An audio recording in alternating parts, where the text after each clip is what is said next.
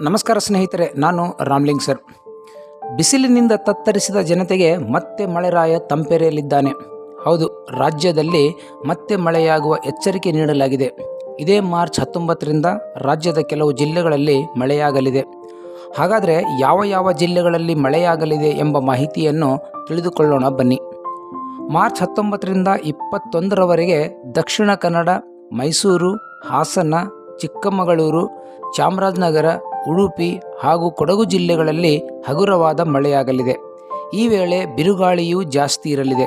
ಉತ್ತರ ಕರ್ನಾಟಕದ ಭಾಗದ ಬಹುತೇಕ ಜಿಲ್ಲೆಗಳಲ್ಲಿ ಒಣಹವೆ ಮುಂದುವರಿಯಲಿದೆ ಎಂದು ಹವಾಮಾನ ಇಲಾಖೆ ತಿಳಿಸಿದೆ.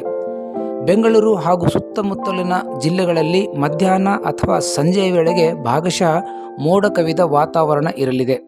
ನಿಮ್ಮ ಊರಿನ ಸುತ್ತಮುತ್ತ ಯಾವಾಗ ಮಳೆಯಾಗುತ್ತದೆ ಎಂಬ ಮಾಹಿತಿಯನ್ನು ಸಹ ರೈತರು, ಸಾರ್ವಜನಿಕರು ಈಗ ಮನೆಯಲ್ಲೇ ಕುಳಿತು ಪಡೆಯಬಹುದು.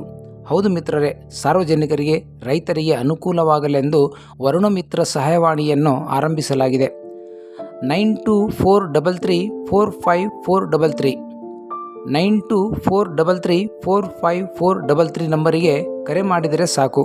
ಅಂದಿನ ಹವಾಮಾನ ವರದಿ, ಮಳೆ ಯಾವಾಗ ಬರುತ್ತದೆ, ಗಾಳಿಯು ಯಾವ ದಿಕ್ಕಿನಿಂದ ಯಾವ ದಿಕ್ಕಿನ ಕಡೆಗೆ ಬೀಸುತ್ತಿದೆ, ಮಳೆಯ ಪ್ರಮಾಣ ಹೇಗಿರಲಿದೆ ಎಂಬ ಮಾಹಿತಿ ಸಿಗಲಿದೆ.